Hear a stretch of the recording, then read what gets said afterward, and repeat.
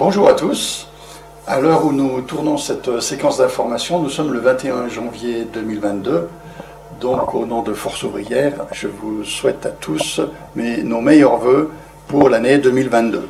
La réussite de vos projets, un peu d'argent peut-être, la santé bien sûr, c'est très utile par les temps qui courent, et puis aussi d'avoir beaucoup de rêves et d'en réaliser quelques-uns. Alors notre propos aujourd'hui à Force Ouvrière, c'est de faire un bilan de l'année sociale 2021, et puis on se projettera un peu sur l'année 2022 pour savoir ce qui nous attend, à la fois au niveau de la politique nationale et aussi au niveau de Pôle emploi. Alors cette année 2021, comme l'année 2020, comme ce début d'année 2022, ça ne vous a pas échappé, donc l'information prégnante, c'est l'épidémie de Covid, avec tous les messages qui vont avec. L'hôpital qui est saturé à cause des non-vaccinés qui refusent obstinément d'avoir un comportement citoyen et donc qui encombrent les lits de réanimation. Quand on dit ça, de quoi parle-t-on au juste?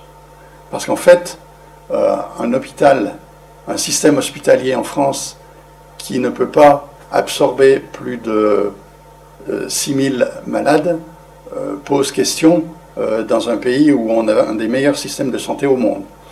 Alors l'hôpital, qu'est-ce qui s'est passé pour qu'on en arrive à cette situation? Eh bien, en 30 ans de réduction des politiques budgétaires en faveur du système social, on a diminué les effectifs, on a perdu sur les 20 dernières années 80 000 lits en hôpital public. 80 000 lits, ça nous aurait permis à chaque fois d'absorber 5 fois le volume de malades du Covid. Il faut avoir ces chiffres-là en tête.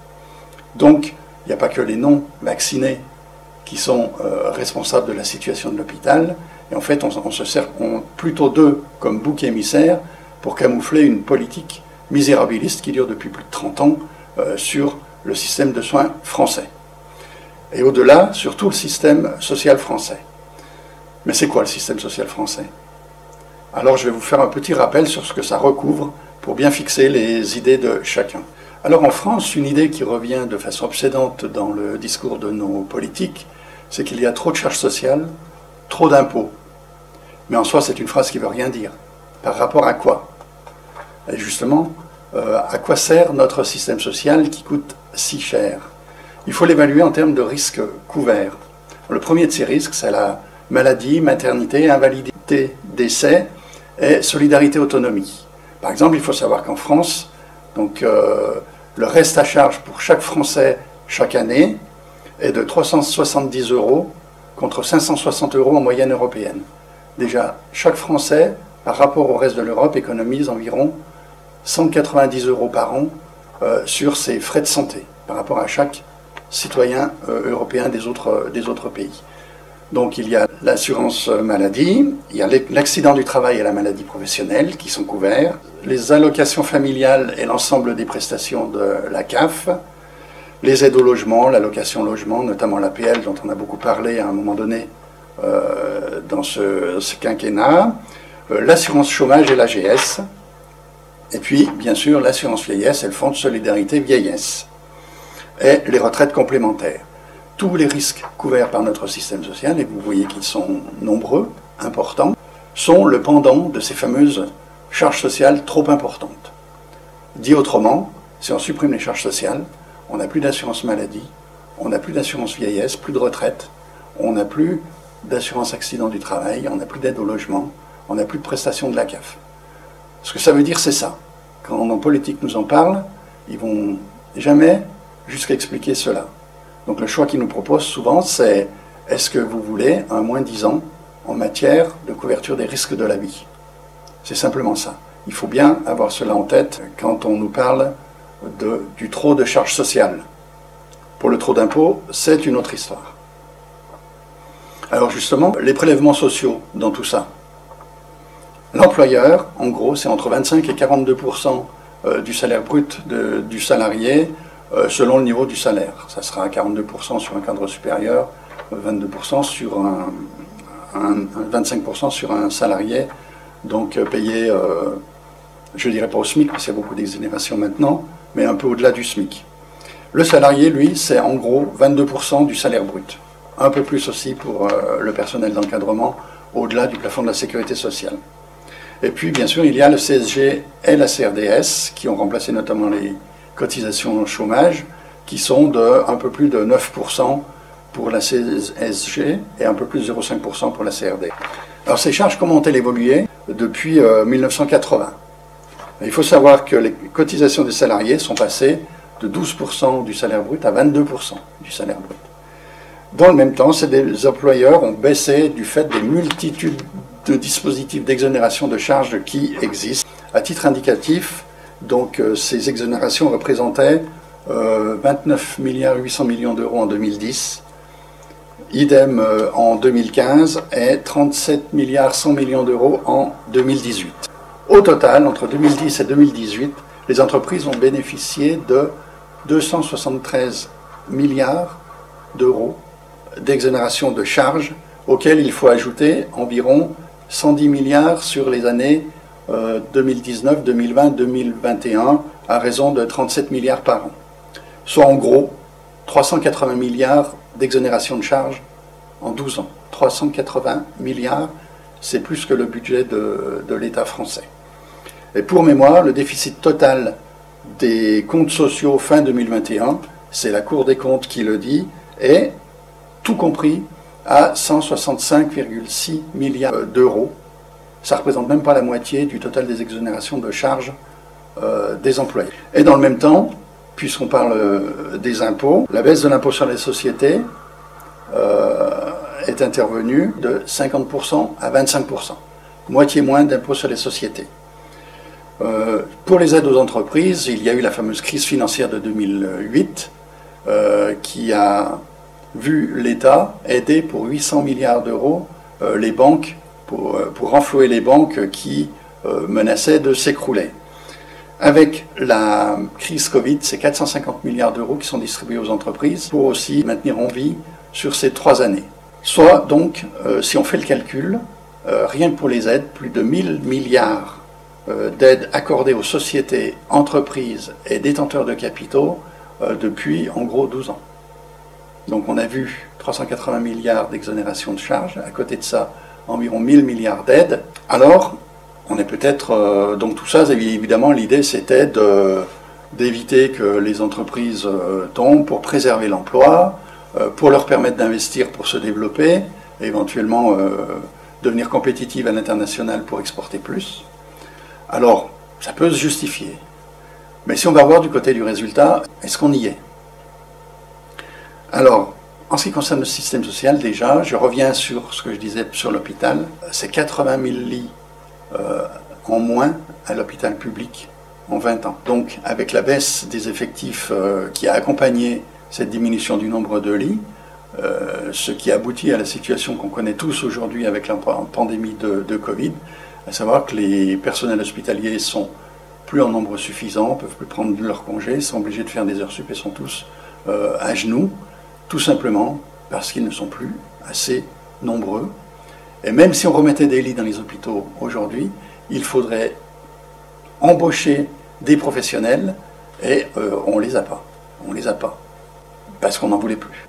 Alors, en ce qui concerne la dette de l'État, je vous ai dit 1000 milliards d'aides aux entreprises. Elle a explosé. Elle est passée de 63% du PIB à 115% aujourd'hui. Et elle représente 2200 milliards d'euros. Essentiellement, donc, du fait des aides aux entreprises et des baisses d'impôts accordées aux entreprises et aux détenteurs de capitaux. Je ne crois pas que vous ou moi, en tant que citoyen, on ait vu notre impôt baisser de 50%. Je pense que ça se saurait si on en était là. Et en fait, très peu de cette dette est due aux politiques sociales, puisque toutes les politiques sociales, depuis 30 ans, n'ont eu qu'un objectif, c'est de réduire les dépenses, de réduire les budgets. Je ne reprends pas pour une troisième fois l'exemple de l'hôpital, vous avez compris. Et puis, en ce qui concerne les salariés, est-ce que leur situation s'est améliorée? Est-ce que les entreprises ont embauché plus de monde? Est-ce que les salaires ont augmenté, etc. En fait, en 20 ans, il y a eu très peu d'augmentation de salaire. On le voit aujourd'hui avec la difficulté que les gens ont avec les pertes de pouvoir d'achat, la difficulté que tous les gens ont à boucler les fins de mois, surtout en ce moment avec les hausses des prix. Le chômage, qui était de 2,5 millions en 2012, est passé à 6 millions à peu près actuellement, alors même s'il a un peu redescendu. Donc on est quand même sur des chiffres sans commune mesure avec la situation de 2012. Et puis on a vu une explosion des dividendes versés aux actionnaires, et notamment cette année 2021, la France était championne du monde, avec plus de 144 milliards versés aux actionnaires. Et là c'est assez emblématique de cette croyance en l'entreprise et dans les investisseurs, parce qu'en fait, ça ne se vérifie pas dans les faits, le fameux ruissellement ou l'impact sur l'économie. On sait qu'il y a eu très peu d'investissements dans les entreprises depuis 20 ans, qu'elles ne sont toujours pas plus compétitives à l'international et qu'on a toujours un déficit commercial énorme et qui continue de s'accroître dans nos échanges commerciaux à l'international. Je prends l'exemple de Sanofi. Sanofi, comme beaucoup d'entreprises, a été aidé par l'État.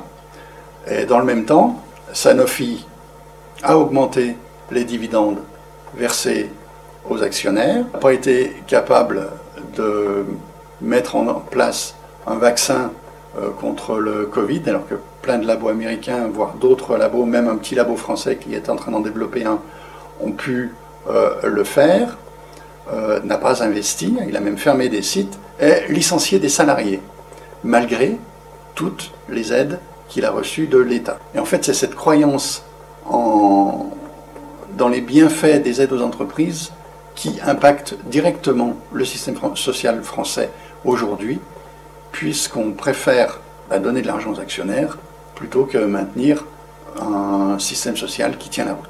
Alors bien sûr, vous allez me dire, mais on a des représentants des salariés, et vous en faites partie, et qu'est-ce que vous faites vous pour que tout cela change? Eh bien en fait, je vais surtout vous parler de ce que fait l'État par rapport à cette situation. Les syndicats, qu'ils soient patronaux ou salariés, c'est ce qu'on appelle les partenaires sociaux. Au début, toute la gestion du système social était réalisée principalement par les partenaires sociaux. Ils décidaient du montant des cotisations, ils décidaient du montant des prestations, ils se réunissaient autour d'une table pour vérifier l'équilibre budgétaire des différents postes de dépenses et se mettaient d'accord sur le montant des prestations, sur le montant des cotisations. C'était la gestion paritaire du système social français telle qu'elle avait été prévue à la création de ce système, de cette couverture des risques, avant que l'État n'y mette son nez. Et bien aujourd'hui, en fait, l'État fait tout ce qu'il faut pour écarter les partenaires sociaux de la gestion du dispositif social français. Donc aujourd'hui, le budget de la sécurité sociale, qui était auparavant géré par les partenaires sociaux, est géré par l'État dans le cadre annuel du projet de loi de financement de la sécurité sociale qui est voté au Parlement. Et les partenaires sociaux n'ont rien à dire. Les cotisations chômage depuis 2020, les cotisations chômage des salariés donc, ont été transformées en CSG, donc ne sont plus une cotisation sociale mais un impôt géré directement par l'État. Les règles d'indemnisation du chômage ont été fixées par un décret et non plus par une convention entre les syndicats patronaux, MEDEF, UPA, représentants des petites entreprises, et les syndicats de salariés, CGT, CFDT, FO, CGC, etc. Les cotisations de retraite complémentaires, donc le recouvrement vient d'en être confié à l'URSSAF. Et en ce qui concerne les cotisations formation, elles sont aussi en train d'être confiées à l'URSSAF. Et puis bien sûr, avec les échos réguliers sur la réforme des retraites, vous avez bien compris que c'est l'État qui fixe les règles et non plus les partenaires sociaux en ce domaine. Donc, les partenaires sociaux qui étaient des acteurs incontournables et majeurs dans la gestion du système social il y a encore 10 ans, n'interviennent plus sur les risques santé, sur le financement de la formation, sur le risque chômage et sur la retraite. Donc difficile après d'avoir encore des moyens d'action suffisamment importants. Et c'est pour ça qu'EFO n'arrête pas d'alerter la population sur la nécessité de conserver un système paritaire très important. Alors, je vous ai expliqué un peu ce qu'était le système social français, pour bien refixer les idées. Quel bilan peut-on faire pour 2021? Il va être très rapide par l'énoncé de quelques mesures. Une baisse très importante des cotisations employeurs, je vous l'ai expliqué. La cotisation chômage des salariés remplacée intégralement par la CSG, nos 2,4 remplacés par 9, quelque chose. Le décret sur le transfert des cotisations à Agirc-Arrco, c'est-à-dire de la retraite complémentaire, donc à l'URSSAF, a été signé. Il y a eu une augmentation très importante des aides à l'embauche pour les contrats à faible salaire, les apprentis, les contrats de professionnalisation, tout ce qui touche à l'insertion des précaires. Il y a eu les nouvelles règles d'assurance chômage avec une baisse drastique des allocations et des bénéficiaires, puisqu'en même temps il faut avoir travaillé plus longtemps pour pouvoir bénéficier d'une allocation. Et puis le décret sur la collecte de la taxe d'apprentissage par l'URSSAF a également été signé. C'est tout ce qui touche à la collecte des fonds formation. Et qu'est-ce qui est prévu en 2022? Eh bien, l'aide au contrat de professionnalisation qui va augmenter, donc encore une aide aux entreprises. La poursuite et la reprise, je dirais même, de la réforme des retraites, toujours en ligne de mire l'âge de 65 ans, voire même pour certains candidats à la présidentielle, 67 ans pour partir en retraite. La réforme de la sécurité sociale, vous avez tous entendu parler de ce projet de grande sécu qui, en fait, réduirait globalement la prise en charge par la sécurité sociale pour apporter un complément plus important par les mutuelles, avec bien sûr des coûts de mutuelles qui augmenteraient. Mais bon, ça c'est pour la situation nationale, mais nous sommes tous salariés de Pôle emploi, et je gage que vous avez envie de savoir quelle est la situation à Pôle emploi, quel est le bilan social qu'on peut faire à Pôle emploi en 2021. Alors là encore, quelques faits, quelques constats jetés sur le papier. Donc une charge de travail toujours en augmentation. Je ne vais pas vous la faire, vous êtes bien placé pour vous en rendre compte tous les jours. 6 mesures gouvernementales à mettre en œuvre en 2021 en supplément de celles existantes et qui se sont empilées tout au long de l'année. La nouvelle réglementation d'assurance chômage qui accroît les risques d'agression à l'accueil. La mise en place du conseiller référent indemnisation à marche forcée, alors même qu'auparavant on avait conduit la trajectoire GDD qui avait abouti à une diminution de 40% des effectifs GDD, donc moins de personnes pour plus de travail là encore. Et puis en fin d'année, le renforcement des objectifs du contrôle de la recherche d'emploi.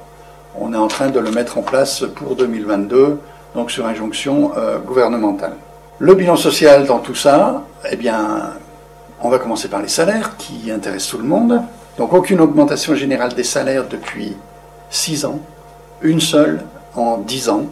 Ça correspond environ à 15% de perte de pouvoir d'achat depuis la création de Pôle emploi, depuis une douzaine d'années. Le salaire annuel moyen des salariés de Pôle emploi, il faut le savoir, est en baisse de 0,8% pour l'année 2021. Il était en baisse de 6,7% l'année d'avant, ce qui traduit un tassement des salaires et une moindre évolution des salariés. La masse salariale moyenne par agent également en baisse. Un agent, aujourd'hui à Pôle emploi, coûte moins cher qu'il coûtait à Pôle emploi il y a 10 ans. Et puis le tassement des métiers sur les petits coefficients. On a une diminution du nombre de cadres, un recrutement à des niveaux inférieurs, et c'est ce qui est permis par la nouvelle classification.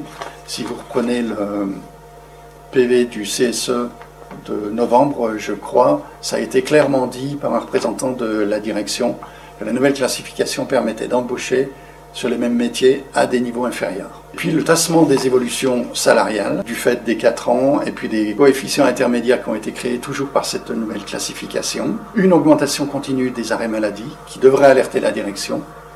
Quand on est bien dans une entreprise, on n'est pas malade. Quand on n'est pas bien, on l'est. Et à Pôle emploi, on l'est de plus en plus. Et également une augmentation continue des arrêts de travail. Et puis, vous l'avez remarqué, ça, sans même revenir sur l'accident tragique de Valence, une augmentation exponentielle des incivilités et des agressions. C'est à peu près ce qu'on peut faire comme bilan social à Pôle emploi en 2021, ajouté à cela pour 2022 donc un plan d'action sécurité axé non pas sur ce qu'on appelle la prévention primaire, c'est-à-dire les mesures qui permettent d'éviter les incivilités et les agressions, par exemple réfléchir à une organisation plus simple, à une réactivité plus importante par l'embauche de salariés en nombre suffisant pour exercer toutes les activités de Pôle emploi. Non, en fait, on se contente d'une prévention secondaire, c'est-à-dire aider l'agent à porter plainte après qu'il se soit fait agresser, faire intervenir les forces de l'ordre plus rapidement une fois que l'agression a eu lieu. En fait, toujours après que l'événement d'agression ait eu lieu. Jamais on se préoccupe d'essayer d'éviter que ces agressions n'interviennent.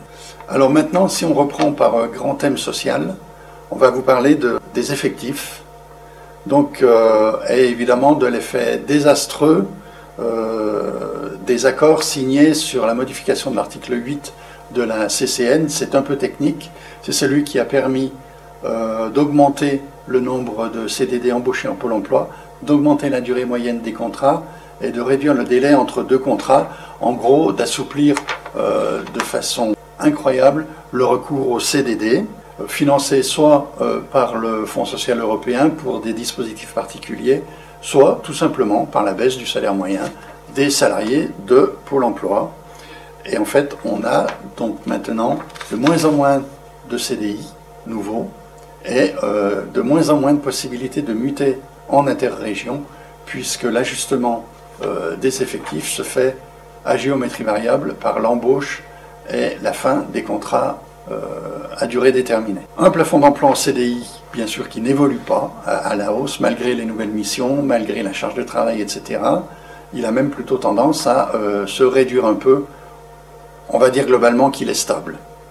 Le plafond d'emploi, c'est le nombre d'emplois en CDI décidés par le gouvernement pour mener à bien toutes les missions de Pôle emploi. Donc, je le disais tout à l'heure, un effectif GDD qui a baissé de 40% par rapport à 2016. On est passé en gros pour Pôle emploi Auvergne-Rhône-Alpes de 1200 salariés GDD en 2016 à un peu plus de 700 en 2021. Ce qui veut dire quoi? Que ces agents sont plus assez nombreux pour exercer l'intégralité des charges liées à la mission indemnisation, et que cela se traduit pour les salariés des autres composantes métiers conseillers, même par exemple un accroissement de la présence à l'accueil, enfin par un déport d'une partie de la charge GDD sur les conseillers emploi et les conseillers entreprises. Sur les formations maintenant, donc vous l'avez tous constaté, on a une explosion des formations à distance et une explosion des formations courtes en e-learning au détriment des formations longues d'acquisition des compétences socles et de maintien des compétences socles qui permettent notamment aux conseillers entreprises et emploi d'apporter un premier niveau de réponse à l'accueil aux demandeurs d'emploi, ce qui là encore est susceptible de générer de l'agressivité ou des incivilités. Donc en gros, on demande à des conseillers de faire un travail pour lesquels on ne les forme plus. Sur les accords d'entreprise, eh bien, ça fait 4 ans qu'on doit négocier, signer un accord sur la situation des seniors. Ben, il n'est toujours pas là. Plusieurs négociations ont été reportées en 2020 puis en 2021. Les négociations portant sur l'emploi des travailleurs handicapés, les négociations sur la QVT, sur la réintégration des représentants syndicaux à la fin de leur mandat. Toutes ces négociations-là ont été reportées. Par contre, la direction a mené à terme toutes les négociations qu'elle voulait, et notamment en créant beaucoup d'accords restrictifs qui ont pu être signés grâce à l'accompagnement, à Force ouvrière, on serait même tenté de dire la complicité d'organisations syndicales qui défendent plus les intérêts de l'employeur que ceux des salariés, notamment sur les instances représentatives du personnel, le fameux nouveau CSE qui remplace le CHSCT, les délégués du personnel et le comité d'entreprise, le télétravail, les plages variables de l'accord OATT et les remboursements de frais qui sont bien plus difficiles à faire valoir aujourd'hui qu'auparavant. Bref, vous l'avez compris, et vous le vivez tous les jours dans votre activité, un bilan social désastreux pour Pôle emploi, sur tous les plans. Salaire, effectif, formation, sécurité des agents et évolution professionnelle. Par contre, où la direction n'est pas avare, et vous l'avez tous vu sans doute avec la vidéo de la direction générale pour vous souhaiter les meilleurs vœux 2022, la direction n'est pas avare de merci. Les merci, vous en avez eu tout le tour du ventre, vous en avez eu partout. La ministre nous a dit merci, le gouvernement nous a dit merci, chaque membre du comité de direction générale nous a dit merci, le directeur régional vous a dit merci, sans doute les DT vous ont dit merci, les chefs de service, et puis aussi vos DAP et vos REP, tout le monde vous a dit merci. Mais à côté de ça, les merci, il faut bien qu'un jour, la direction générale comprenne que ça ne remplit pas une assiette. Les merci sans jamais d'augmentation générale du point salaire et de la partie fixe derrière, avec un tassement des évolutions, c'est pas de nature à suffire, surtout avec la dégradation actuelle du pouvoir d'achat pour les agents.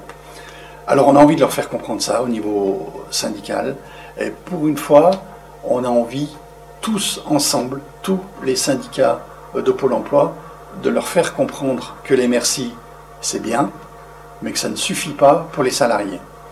Alors pour ce faire, on a décidé, tous, la CGC, la CFDT, le SNAP, le SNU, la CGT, Force ouvrière, l'UNSA, la CFTC, tous les syndicats existants à Pôle emploi, sans oublier le syndicat des travailleurs Corse, CLL, Syndicato, etc. Tous les syndicats de Pôle emploi ont décidé de mener un mouvement de grève d'une journée le 1er février.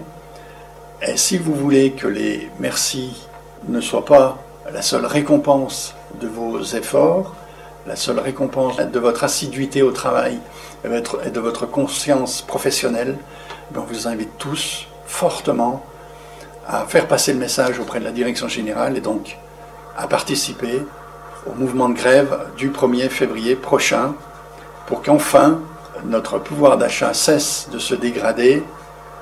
Il ne fera pas un bond de 15%, je ne crois pas que la direction ait une telle bonne volonté, mais arrête de se dégrader et reprenne un peu en cette année 2022 qui commence avec toujours une hausse des prix très importante.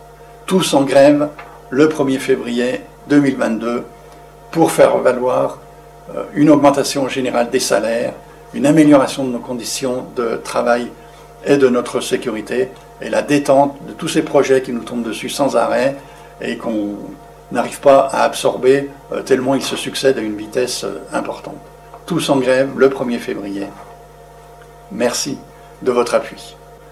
Alors toutes ces informations que je vous donne aujourd'hui, prises dans le quotidien de votre travail, je ne sais pas si vous en avez vraiment conscience. Alors si vous voulez vraiment être informé, allez voir le site Force ouvrière Auvergne-Rhône-Alpes, allez voir notre site YouTube, et puis abonnez-vous à nos publications. Et si vraiment vous voulez soutenir notre action, contactez-nous, venez discuter avec les adhérents et militants Force ouvrière, adhérez à notre syndicat et donnez-nous la force de pouvoir vous représenter, de pouvoir agir pour les intérêts de tous les salariés de Pôle emploi.